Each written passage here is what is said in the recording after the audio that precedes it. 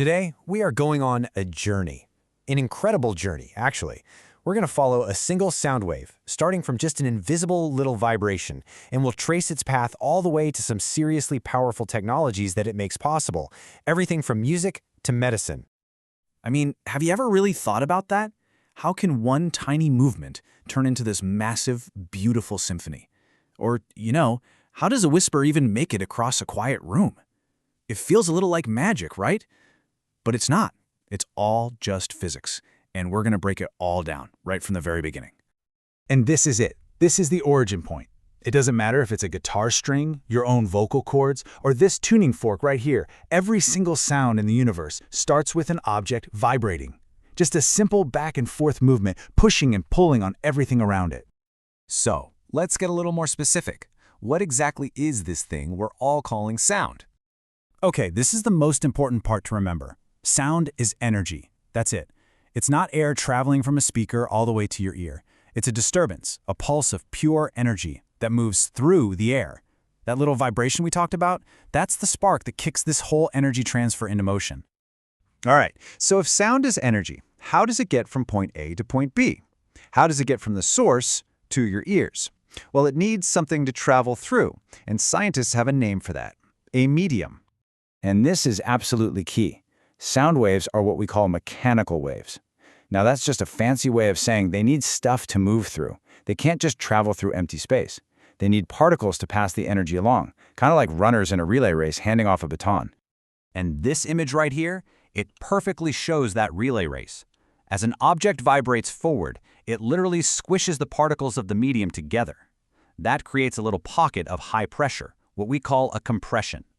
Then, as it vibrates backward, it leaves a gap, a pocket of low pressure, a rarefaction.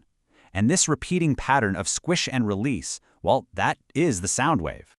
Now, because those particles are getting pushed forward and pulled backward in the same exact direction that the wave itself is traveling, we call it a longitudinal wave.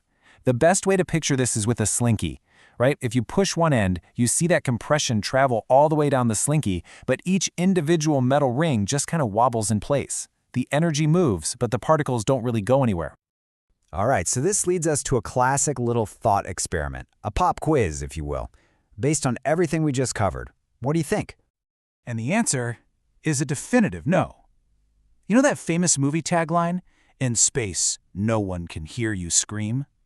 Well, it's not just a cool line for a poster. It's 100% scientifically accurate. There's no air on the moon, no medium to carry the vibration. It's a total vacuum, a silent void. Okay, so we've got how sound is made and how it travels. But that brings up another question. Why does a tiny flute sound so different from a giant foghorn? Well, it's because every single sound wave has its own unique fingerprint, defined by a few key characteristics. And honestly, it really just boils down to these two things. How big the wave is, that's its amplitude, determines how loud it sounds to us, and how fast the wave is vibrating, that's its frequency, determines its pitch, whether we hear it as a high note or a low note. Simple as that. This quote just nails it. It really does. Think about a tiny violin string. It vibrates super fast, creating a high-frequency, really high-pitched sound. Now compare that to a huge bass drum. The drum skin vibrates really slowly, a low frequency, and gives you that deep, low-pitched boom. So let's just put some of the technical terms on this so we're all on the same page. Amplitude is just the wave's height, really. You can think of it as its power or intensity. Wavelength is the distance from one peak of the wave to the very next one. And frequency, which we measure in hertz or hertz, is simply how many of those full waves pass by a single point every second. Now, remember how we said sound needs a medium? Well, this is where it gets really interesting. The type of medium totally changes the sound speed. I mean, just look at this chart. Sound is a relative snail in the air. But in water, where the particles are packed much closer together, it travels over 4 times faster. And in solid iron, it's an absolute speed demon. In fact, sound travels over 18 times faster through a solid piece of aluminum than it does through the air. It's incredible. Now here's something that might blow your mind. The sounds that we hear every single day, they are just a tiny slice of the full spectrum of sound that's actually out there. Let's take a look at the frequencies that are completely silent to us.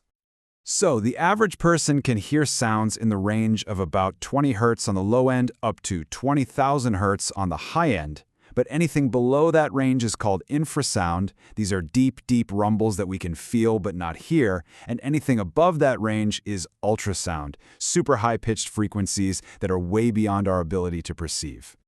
And what's so amazing is that other animals live in these silent zones. Some can sense the infrasound from approaching earthquakes long before we can. And rhinos, like you see here, use these super low frequencies to talk to each other over huge distances. It's like they have a secret communication channel that we are completely deaf to. And that brings us to the final stop on our journey. Because once we started to understand the physics of sound, we, as humans, started to harness it. We began creating technologies that have, no exaggeration, completely changed our world. Here's a brilliant and kind of simple application. Architecture. By carefully designing the curves in the ceilings of concert halls, engineers can control exactly how sound waves reflect and bounce around the room. It ensures the sound spreads out evenly, so the person in the very back row gets the same crystal clear experience as the person in front. It's acoustic genius. We also put ultrasound to work in a technology called sonar. It's basically a game of high-tech echolocation. A ship sends out a pulse of high-frequency sound, it waits for that pulse to hit something and bounce back, and by timing how long that echo takes to return, it can map the entire ocean floor or find a hidden submarine deep beneath the waves. And the applications of ultrasound are just wow.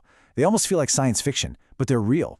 We use its powerful vibrations to clean tiny, delicate parts, or to find invisible cracks deep inside metal. And in medicine, it's been a total game changer. We can see a heart beating in real time. We can monitor a baby in the womb, and we can even use it to shatter painful kidney stones into dust, all without ever having to make a single cut. And the principle behind so many of these incredible technologies, from the concert hall to the medical scanner, comes down to this one simple fact. Just like light bounces off a mirror in a predictable way, sound reflects off surfaces, and we have gotten really, really good at mastering that reflection. So, from a simple, invisible vibration to a tool that lets us explore the deepest parts of the ocean and see inside our own bodies, the journey of a sound wave is nothing short of remarkable. And it really makes you wonder, doesn't it? Where's that journey going to take us next?